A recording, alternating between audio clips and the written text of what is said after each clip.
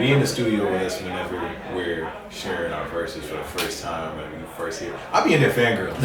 I'll be in there, I'll be going crazy, you know what I'm saying? I hear the bars for the first time, I'm like, oh, this man said what? It's really something you gotta see. But that's one of the things that I enjoy most about doing this thing with these guys is like that camaraderie. If I said that shit right, it's that community, that bond that we build. It's something special to see. Yeah. I love being a part of it. Yeah. It's pretty big. So it's another thing too. And boys are cool. They cool. Ready guys? Ready. Alright, so we go ahead and introduce ourselves. Who are we? Where are we from? I go by Mikey Lowe.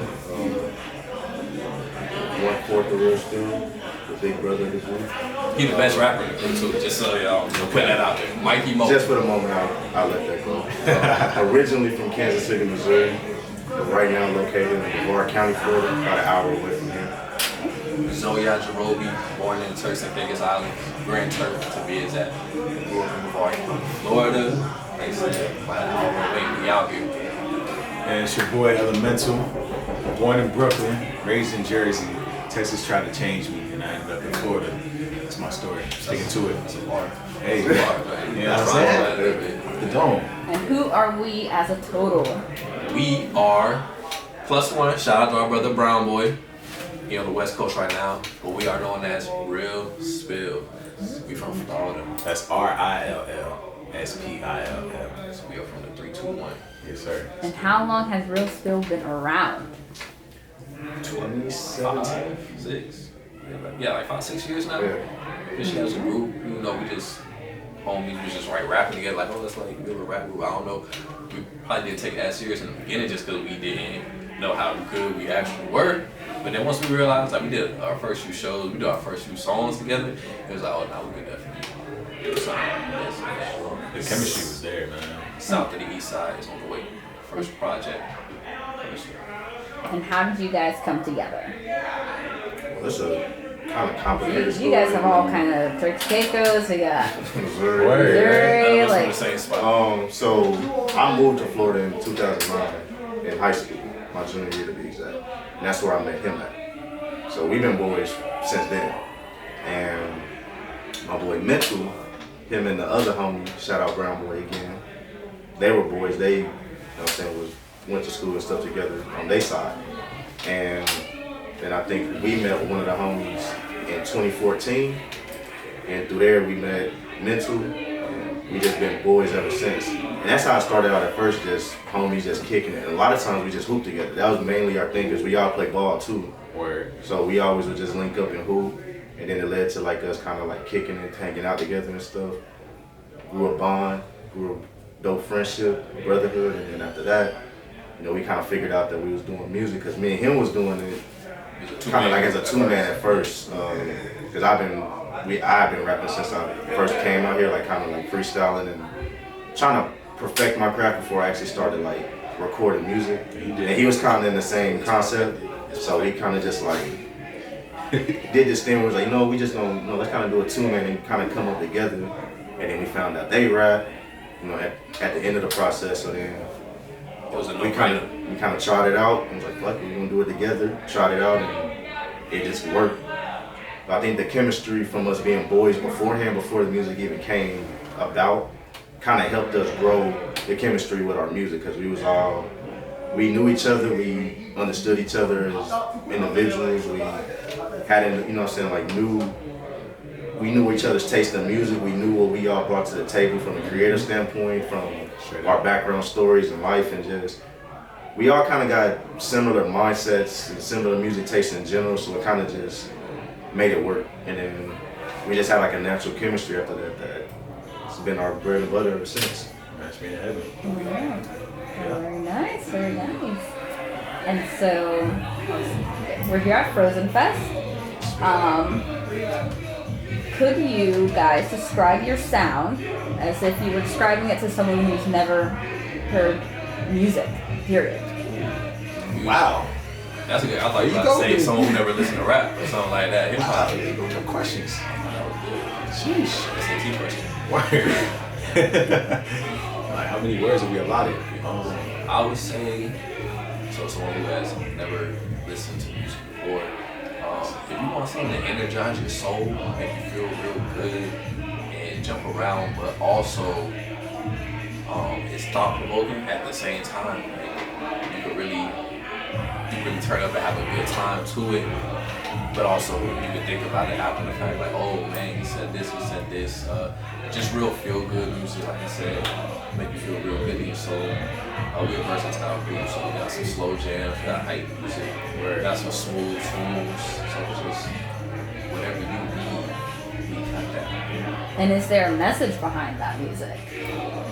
Authenticity, really, just us just portraying our true selves without trying to like fit into any norms that most artists feel like they have to be to fit an image to kind of like make it per se, or real, you know what I'm saying, like just for people that really value music, the art form and the true essence of hip hop, and really big on just being authentic, being true to ourselves, true to our roots, not trying to change ourselves and just project any type of like something that we're not into. What we write is, it just comes natural to us, so it's just, that's basically what I would just say, just true authenticity, really. I'm not a gangster rapper, so I don't make drill music. That's simple. Straight like that. Okay. And so, you know, going off of what kind of music you guys make, how has your taste in music like changed or like evolved over the years? Like, would you say like 10 years ago, 15 years ago, you guys would be making this kind of music, or be where you are now? No, not at all. It's crazy that like once you put yourself into that position, like you start making music, you really start to appreciate all different types of music. Like 10 years ago, I tell you what, I never thought I'd be into Young Thug. When I first heard Young Thug, I was not a fan. Now I be bumping. You know what I'm saying? Right. I used to tell people I'm totally against country music.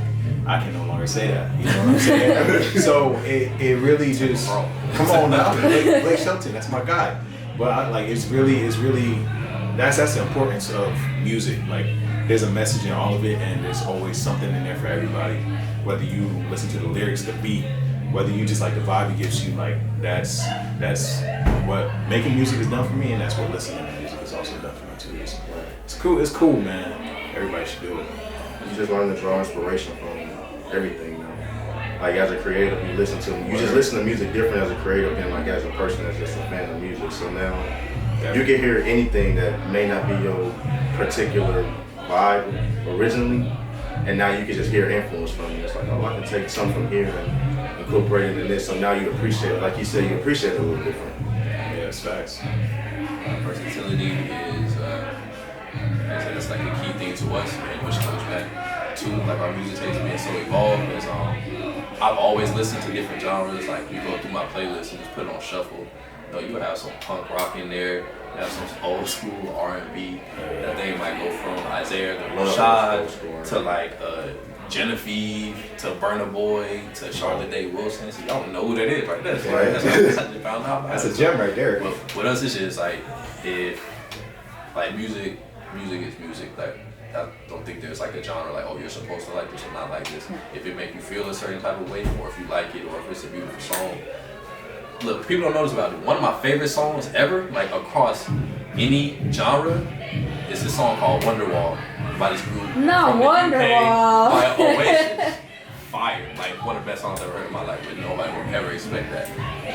You just draw inspiration from anything. Yeah, that's wild. That's fire. awesome. That's all crazy. So, being here at Frozen Fest, obviously it's an amalgamation of so many different kinds of artists that are here. Like, there's punk here, there's rap, you know, a big mix. What are your thoughts on being here for Frozen Fest? Whether it's how Freon and Raz have been managing, how they've put everything together, how has your experience been here? It's lovely. I enjoyed myself. It was very punctual. It wasn't like sporadic all over the place. Mm-hmm. Like, everybody was ready to go. They had their things set up. The DJs was on point. Like, they really like events like this. It's really hard to stick to the schedule that you have. They really Yeah. on it. On top of that, and also as far as like performance wise, like the love that we got, that was to me that was our best set that we ever did. That was our best showing. When we very first started, it was like a handful of people in the room, but towards the end of our first song, and people just kept trickling in. You could tell they were like, they heard us out there, and they were like, yo, who the hell is that? And then by the time we was done, like the whole room was like packed out, and like they really showed us love and gave us the energy that we gave them. It definitely a highlight in our career so far, for sure. Yeah, it really speaks to the diversity you got here too. Like there's all types of different music going on here. We saw somebody get thrown onto a table. That was No, lit. for real. That sounds about right. That was lit, bro. I wish I would have got their name, man. I would have shouted them out. But yo, that was like, never seen a performance like that. Nah, that was dope. 1-on-1 for real. For sure. Send that shit to Vince McMahon. All right. Well, you know, you guys are a group of 3. 4. You guys work as a collective. Right. As far as, you know, your separate work at you know, how you guys work separately versus how it is when you guys come together. Is it something that's easier? How does it affect, you know, your brain fart here. How does it affect your music process, or you know, like your song writing? Are you guys writing together? Are you guys writing separately and then bringing it together?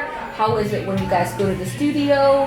How is it when you guys work with a producer? Whether you guys are working one-on-one and then coming together, or how does that process look like for you Great guys? question. There's probably only been like over like the 5-6 years. There's probably only been like 2 or 3 times where we wrote together. So what we do is like we're very versatile and we're all very different, but we know what each other like, and we know what would sound good with everybody, whether it be 2 or 3 of us on track, or all 4 of us. So we'll just find a beat randomly. We'll send it in the group. Like, yo, what do y'all think about this? And then everybody like it, and then we'll all write separately. As soon as we're done, we'll just record it, send it in the group chat, and then everybody else just write their verses too. So we always write separately, but we always feed off of each other too. Like we always give each other inspiration, stuff like that. So the process is very easy. We can write together, we can write separate, and every song that we did so far, like it's beautiful. Yeah, facts. Yeah, I don't even know how it ends up working out. Like you say, they send the beat in the group chat that we have or whatever, and that's really as far as it goes. After that, we just go hit the cave and just start to get to writing. You know what I'm saying? When we bring it together, it meshes very well. I don't know how it happens. Like we don't even speak on Not it. just the natural It's chemistry. just the natural chemistry we got. And I think it also speaks volumes to like our drive and our discipline, because we never really have to hold each other accountable. Like where we sit, where like we'll be done and we waiting on one person to be like, okay, we've been sitting on this for like 2 weeks or whatever. Like where's your verse at? Like we always knew like once you hear one person done with theirs, it kind of motivates you, because it's like we know what each other bring to the table. And then we've also gotten to a point where like once we get a beat, we'll kind of like each come up with the structure of how we gonna write the song, as far as like timestamps and where we gonna come in, how we gonna do this, how we gonna, to know exactly what we're writing, so we know what we're writing to. But it's also like it tells us, okay, now we're not gonna bring our verses. We're not gonna share our verses until you're in the studio. So it challenges us, because we all know we're talented writers, and we know individually we don't want to be the low man on the totem pole when people hear a song like, oh, you the oddball, you the one that kind of brought the energy down. You don't want to be the one that stand out for the wrong reason on the song, like and be out shine. But at the same time, it's like there's no ego with us whatsoever. So we give each other our credit. We always hype each other up. We always praising each other. We never put each other individually over the group. But it also knows like, all right, I know how he coming, so I'm finna be in the lab just really cooking up something that I know. It's very difficult to write with these guys. It's very high competition. It gets hard because it's like, I know he finna do this, so you stressing out over it. That's the hardest part, is stressing out, because you don't want to really you just know they're gonna come with the quality, so you don't want to not match their energy, because you know they coming with it, so you want to come with it. So it brings out the perfectionist in you a lot for sure, because you want to make sure it's like, this is it, this is the one I'm sold on, I'm confident in. Because sometimes you'll write a verse and then I'll write a verse and then he'll present his verse and it's like, time to go change it up. It's like, I can't Stop the cap. I can't come with that. Like I gotta, you kind of switch up a few lines here and there, but really just more so just friendly competition that it makes each other better. It's not no like ego with us. That's really the process. Just kind of we stick to ourselves and we know we don't want to let each other down. So there's no accountability to be held because we know we're gonna come with it. We know we also gonna put in the work to never be the one that's slacking, to never be the one that's like, oh, we in the studio, oh, I'm not done with my verse, or I'm not, like, we always got our stuff together. So that's basically just, because it's just the respect that we have for each other, really. Yeah. If you want to see black men joy, be in the studio with us whenever we're sharing our verses for the first time and we first hear. I'll be in there fangirling. I'll be in there. I'll be going crazy. You know what I'm saying? I hear the bars for the first time. I'm like, oh, this guy said what? It's really something you got to see.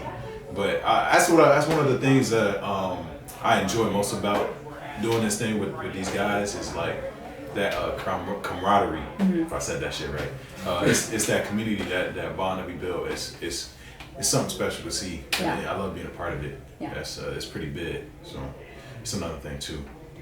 Was it cool? They cool.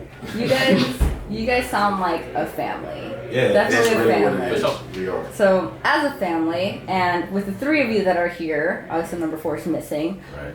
Who is big brother, middle brother, little brother? He's the oldest. Definitely. I'm the second. The one that's not here, he third, and then he the baby. Who's baby? Word. Okay, and Yeah. does that match up to like personality-wise as well? Not really. We all very, very similar. Yeah. Like, I already Yeah. know what they thinking in certain situations, or I already know what they would like or wouldn't like, stuff like that. So like I said, we mesh together like very, very well. So who's giving you the most trouble? Probably the one that's not here. Yeah. Just because he's not here. Like, Yeah. Yeah, just because he's not here. When you always have to call their attention, or they forgot something, or it's just like.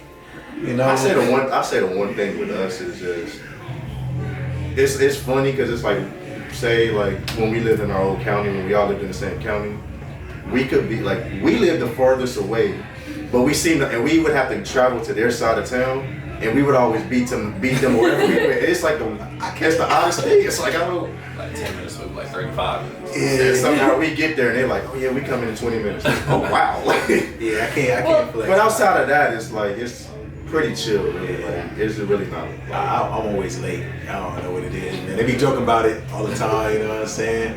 If you ask me where I'm at, I'm lying to you. I'm not telling you the truth. I'm gonna tell you I'm around the corner when I'm probably in the shower. So So do you guys all run on CP time? oh, that's for me for sure. They're pretty punctual. But We've improved. I'll be here. Like, I was He's our first. yeah. I've improved on it a lot because I'm usually one of the. At first, I was always one of the last ones, but then again, I always say, well, I live the furthest away, so I kind of hid behind that excuse. But after a while, it's like, I gotta be some kind of example. I'm the oldest one. I can't be always the late one, so let me be more responsible. So it helped with my punctuality. I always want to be on time and as we got like more established and we built bigger connections, it's like you don't want to be that person that's just like unprofessional in certain settings because usually it's different when you go into, our homie got his own studio. Yeah. So it's one thing to go to our bro's studio as opposed to going to like somebody that we just connected with that's like you want to give a good first impression. So it's like usually with that we're pretty good in that regard. Okay. Yeah. Okay. Alright. And, continue to go off, musicianship and, working in the studio. For the three of you, obviously everyone has a different opinion. What do you see as most important for a musician or a performer? Like, what are the you have to have it or else you're not gonna get it? Confidence. Believing in yourself. Because I feel like once you know that, okay, this is the path I want to take, I want to be a musician, you know that you're gonna be judged. Like, that's just what it is. People are gonna decide in their mind if you're good or not. And no matter what their opinion is, because everything isn't for everybody. There's gonna be people out there that don't like what you do, and that's fine. But you have to be fully behind yourself. Because no one knows. Like if you don't believe in yourself, then it's just like, what are you doing? You know what I'm saying? Like, you got stage fright. You know that you're gonna go up on stage, so you got to get rid of that. If you know that you're going to be working with other talented people, you got to get your skill set up. You just got to just believe in yourself. Just know that what you're doing is for you, and just can't knock it. To me, that's the most important. I would say, like he make a valid point, but I would say two things. I would say self-awareness, and I would say patience, because I could say, speaking for us, especially on the second part with patience, the way, once you have a platform, you got to have your path as far as how you want to approach your journey. And especially we're living in a time with social media where you see so many people just going viral so quick, people just assume that that's how it's supposed to be. You make a hit, you make one little song, it's going to go, or make one video, you put it on somewhere like Insta or TikTok or something, it's gonna just automatically go viral because you've seen somebody else. You gotta understand, like, that's rare it's rarer than you think. You may see it a lot, but it's really rare that happens. So, and then also you gotta just be patient with your process. Like sometimes you may go and you have these expectations of, people been, you might have like, I got these people that like me, like my friends, or all these people that say, they rocking with me, I got these followers, they showing love, so you think you'll go to a show and think you're gonna be able to pull all these people together to come see you perform, and then you might have like 5-6 people, and then you kind of like, you get down on yourself because you think like, you wanna be in front of these big crowds, but you gotta understand, like, you gotta grow that journey, like you gotta grow your audience, especially with the way we're doing it. Like, we're not trying to take that quick route that, just trying to make that quick hit, that one hit thing, or just conforming a sound that's popular and what's trendy. We're trying to be our own thing. So with that, we understand that, like you said, not everybody's gonna really fit. So, everybody has different sounds and what they like.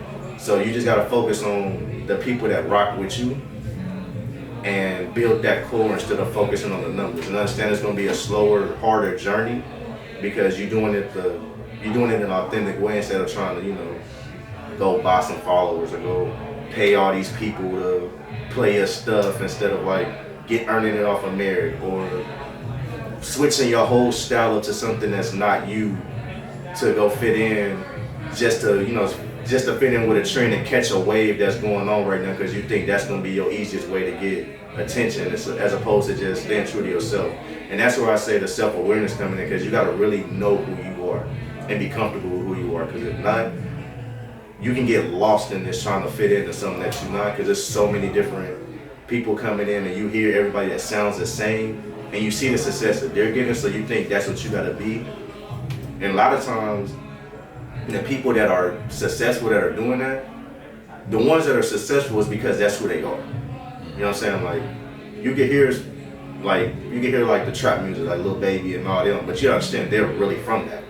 That's their sound, that's what they know. Like, when they're pouring that into a beat, they're just pouring what's natural to them. They're not out there trying to think about what sound good on a trap beat, or what sound gangster, or what sound, that's really what they come from.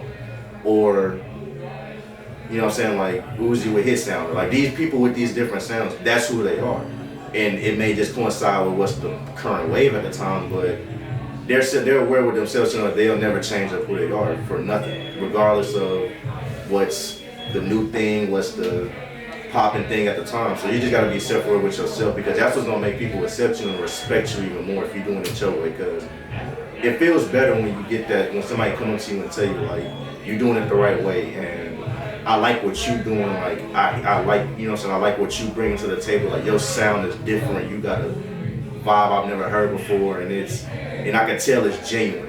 And that's one of the main things that people really respect in this game, is just genuineness, like, because it's not a lot of that. Because not a lot of people that's really self-aware with who they are. So I think that's two important things for me, like being patient with your journey and understanding who you are and how it aligns with your journey and how it aligns with your goal in general. So that's probably my take on that. So you guys have been, working as musicians, performing for a minute. Right. You guys have made mistakes, as course. any human does. Absolutely, sure. What is the mistake that you have learned the most from? What has really what's a mistake that stuck and you're just like, okay, shit, can't do that again, or probably not being as productive as we should. Like there was been, we took like long hiatuses. Like we were doing music, but we weren't really like active as far as like pushing it. We haven't pushed ourselves as much as we could have and as much as we should have. So that's what really stuck with me, because I feel like we could have been a lot more successful than we are now had we just had more drive in this. We all live separate lives, so real world stuff like does get in the way. So I think we should just made it more of a point to like, okay, no matter what, like we're gonna have to make sacrifices like everybody do. So we're gonna make this happen. And we're gonna walk it up. So that would be my thing. Okay. You guys all agree with that? Yeah, that's a big part of it. I will also like kind of piggybacking off of that. I would say like complacency, not in the sense of like how he said, we wasn't pushing music enough. We weren't as productive as we could be. I think with anything, this is a craft, and you got to put hours into it. Yeah. So it's the same way that you would probably like go to the gym every day, 2 times a day, hit your push-ups every night or whatever. Like you got to do the same thing with music if this is really somewhere where you see yourself in the future. Like recently, I've been trying to freestyle like 5 minutes a day. It's been ugly. It's been ugly to say the least. But just knowing that it takes time and it takes practice. That I'm gonna be where I want to be eventually. But I gotta keep on pushing the envelope, keep on getting better. Yeah. And that's what I feel like it goes along with what he said. Okay. And then as far as piggybacking off of you guys' time in the industry, what has been like your biggest accomplishments? Like what are you most proud of? Is it the sound you've created? Is it, an award you got a few years ago? Is it an impact it made on someone? What looking back at your career, what is something that really sticks out to you and means a lot? Like this festival, for sure, because like being a festival, like Yeah, that's like festival, a bucket list as an artist. And also we did another festival a few years ago back in our hometown. Plies was the headliner. Also like Glockline was there, JT Green, the Celebrity, which is really like not our subgenre like at all. But we went up there and the fans like they went crazy. They really loved us. We brought like 3 people with us. Other than that, we didn't know a single soul in the crowd. So the fact that everybody was like cheering for us, like if they knew us, that was definitely a big moment. And one of the best compliments that really stuck out to me, like that we got is one of our homies, he told us like we for sure have a place in hip hop. And someone else, a complete stranger, told us that we sound like a Florida version of like Dreamville, which is like a big inspiration for us. Like we love J. Cole. We actually going to Dreamville Fest in a few months. First. All right, very nice. Those really, I always like remember those movies for sure. Yeah. A lot of comparisons to like other groups and stuff like that. Like when we get compared to, we've heard Outkast before. We've heard like old school rap groups. What was it, Far Side or something? Far Side. Yeah, like when we get those comparisons, I'm like, man, that's really dope because they was paving the way back then. You know what I'm saying? So it really, that means a lot to me. Like comparisons. Not to say that we aim to be like that, but they see similarities. They make you feel good.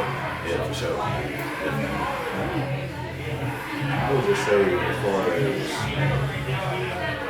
individually what I'm more proud of, as far as like with myself, I would say honestly I think my growth in stage presence, because anybody like they can attest to this. Like I'm super laid back, super chill, and I'm not like so it shows on stage sometimes. Like I feel like it's a good thing in my music because like I have like a chill vibe to when I rap, but on stage at times like it's Samurai Champloo for reasons because it has like a strong like hip hop foundation to it. Like I said, Their intro, Battle Cry, by Shin O2 and Nujabes. That's the best anime intro ever. The outro to it, Outro goes hard. the OST throughout the whole entire show is just beautiful. And like the action, sword fighting. I remember how I got introduced to that. I used to be up late night watching TV because I was set the TV on because I was afraid of the dark. And then one night I just caught that came on Adult Swim. The intros, he started rapping. I'm like, yo, what the hell is this? It was 2004. I was 9 years old. And I remember this. Take me back. And I was like, yo, this is beautiful. And ever since then, nothing ever came close to topping it. So that's yeah. Okay, I follow that. Let me see. I'm gonna go mainstream with it. I'm gonna say One Piece. I started right now. Yeah, still I going. started when it was like 800 episodes in. I'm not gonna lie, I was hesitant back when it was 700 episodes. And for some reason, I started at 800. But that is hands down probably the best. I like longevity though. Like my man Luffy been knocking heads for a very long time since I was in the diapers. You know what I'm saying? So that's probably one of my favorite animes. He's a goofball, bro. He's an oaf, and you love him. I don't know, man. He be two-piecing, you know what I'm saying? Yeah, bro. He's that dude. So I gotta say One Piece is my favorite. Okay. I'll probably say saying the same shampoo just because like I'm late into the anime scene. Like I wasn't really big into it growing up. Not because like everybody used to say like, oh, anime's weird. It's not that it was weird, but like growing up I was always, if I wasn't watching like the regular cartoons, I watched sports a lot. So I never really got into I got into the anime late. So I didn't really. So I was just kind of, a lot of what I learned was from them putting me on. Like they would talk about stuff and they would be like, oh Mike, I know you ain't really been into it. You gotta watch this, you gotta check this. And like you said, the hip hop part of it is what drew me in. But then the action was just like, okay, the action that got me drew into the anime part of it. But the hip hop is what drew me in to say, oh, I can relate to this. So that's what piqued my interest. So I would say between those elements, that was probably what got me into exploring more into anime as a whole. Bring the world together. It really do. I can say that. Well, thank you guys so much for sharing your story. Thank you. Before we close it out here, please let the people know where to find you and what's going on next for you guys. Instagram, Rill Spill 321, RILL SPILL 321. Click the link in that bio. It's all of our beautiful music videos and our individual tags in there. Our album is on the way. We're aiming to drop it next month. It is called South of the East Side.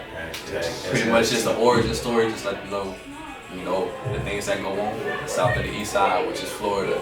Yeah, for sure. 10 tracks for y'all, just to give y'all a little bit of insight of who we are. We Rill Spill. Alright. Thank you guys. Thank you. We appreciate you. Being real. Yep. Okay, that was lovely. That was great questions.